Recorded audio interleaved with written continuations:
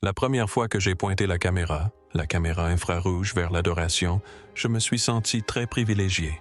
Etsy, le tableau le plus célèbre du monde, était sous nos yeux depuis 500 ans sans que personne n'ait jamais remarqué son plus grand secret. Imaginez un peu une œuvre scannée des milliers de fois, étudiée pendant des années et protégée par des millions de dollars. Pourtant, quelque chose à l'intérieur est peut-être resté caché à tous les regards jusqu'à présent. Récemment, une affirmation a circulé selon laquelle une intelligence artificielle aurait décelé des motifs dans la scène de Léonard de Vinci, motifs que l'on attribuait auparavant à de simples imperfections du mur ou à des traces de peinture ancienne. Mais lorsque l'IA a commencé à interpréter ces mêmes marques différemment, la donne a complètement changé. La question cruciale est qu'a-t-elle réellement perçu I? Avait-il un message caché sous les couches de peinture? Ou s'agit-il simplement d'une nouvelle interprétation permise par les technologies modernes? Avant d'entrer dans les détails, assurez-vous de vous abonner à notre chaîne. Léonard de Vinci n'était pas seulement un grand peintre. Il était aussi quelqu'un qui ne partageait pas toujours ouvertement toutes ses idées. Ses anciens carnets en sont la preuve la plus flagrante. La plupart étaient écrits en écriture miroir, c'est-à-dire à l'envers, ce qui les rendait difficiles à déchiffrer. De plus, il utilisait fréquemment des codes secrets, des notes brèves, des symboles particuliers et des figures géométriques. Aujourd'hui encore, les chercheurs s'efforcent de déchiffrer certains de ces carnets. Pourquoi a-t-il agi ainsi? Une explication possible est que Léonard était gaucher, ce qui lui facilitait l'écriture à l'envers. Cependant, de nombreux historiens estiment que ce n'était pas uniquement une question de commodité. Ils pensent que Léonard ne souhaitait pas que toutes ses idées soient diffusées à tous. À cette époque, l'Église exerçait une très forte influence en Europe. Remettre en question les croyances religieuses établies n'était pas chose aisée. Plus tard, le scientifique Galilée fut assigné à résidence en raison de ses idées, tandis que Giordano Bruno fut brûlé vif. Léonard de Vinci vécut avant ces événements, mais il comprenait parfaitement que parler ouvertement de certaines idées pouvait être dangereux. C'est pourquoi beaucoup pensent qu'il a dissimulé certaines de ses idées non pas dans des livres mais dans ses œuvres. Ces pictures n'étaient pas seulement destinées à être admirées. Elles contenaient également des symboles, des signes et des motifs que les chercheurs étudient encore aujourd'hui. Il est possible qu'il ait souhaité que certains de ces véritables messages ne soient découverts que plus tard, lorsque les technologies et les personnes adéquates seraient apparues. La question est maintenant de savoir si, ayant réellement voulu cacher quelque chose, Léonard de Vinci en avait les moyens. La réponse se trouve peut-être dans la manière dont il a réalisé la scène. En 1495, Léonard commença à travailler sur cette célèbre peinture sur le mur du monastère Santa Maria delle Gatia à Milan, en Italie. À cette époque, la plupart des artistes utilisaient la technique de la fresque. Cette méthode consistait à appliquer la peinture sur un enduit frais permettant ainsi aux couleurs de s'intégrer au mur et de perdurer très longtemps. Mais Léonard de Vinci a opté pour une autre méthode. Il peignait sur du plâtre sec à l'aide de peintures à l'huile et à la tempera. Cela lui offrait une plus grande liberté pour créer des couleurs plus riches, des expressions faciales plus naturelles et des détails plus fins. Cependant, il y avait aussi un inconvénient. En quelques années seulement, la peinture commença à se détériorer et les couches supérieures se détachèrent lentement. Beaucoup la considéraient même comme la plus grande erreur technique de Léonard de Vinci.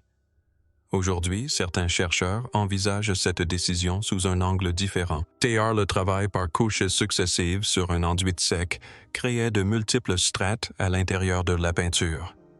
Si des marques des croquis ou des inscriptions avaient été réalisées sur la surface inférieure puis recouverts de peinture, ils seraient invisibles à l'œil nu. C'est pourquoi certains pensent que cette technique a pu créer une sorte de surface cachée à l'intérieur de la peinture. Même après cela, le tableau a traversé de nombreuses périodes difficiles. Les soldats de Napoléon utilisèrent jadis cet endroit comme écurie. Plus tard, durant la Seconde Guerre mondiale, les bâtiments environnants furent gravement endommagés par les bombardements. À cette époque, des sacs de sable furent placés devant le tableau pour le protéger, lui permettant ainsi d'échapper à une destruction totale. Au fil des ans, le tableau fut réparé et restauré à maintes reprises. Des machines modernes le scannèrent et des experts étudièrent chaque couche en détail. Mais malgré tous ces efforts, personne ne découvrit le moindre message caché.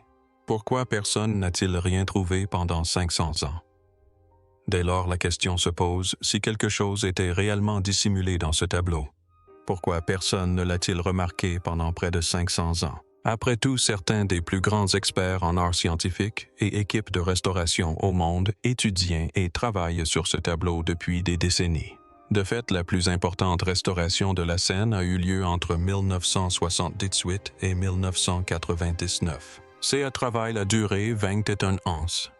Pendant tout ce temps, chaque couche petite ou grande de la peinture a été étudiée avec soin. Les scientifiques utilisent des techniques comme la réflectographie infrarouge et l'analyse aux rayons X pour examiner les dessins sous-jacents originaux et les modifications ultérieures.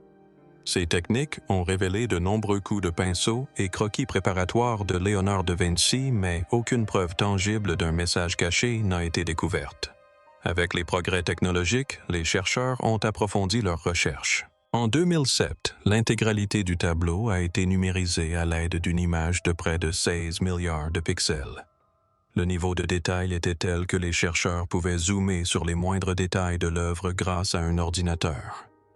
Parallèlement, l'imagerie hyperspectrale a permis de recueillir des données provenant de différentes couches du tableau à différentes longueurs d'onde. Toutes ces données ont été soigneusement conservées afin de pouvoir être étudiées ultérieurement à l'aide de technologies plus récentes. C'est là que l'histoire prend un tournant inattendu.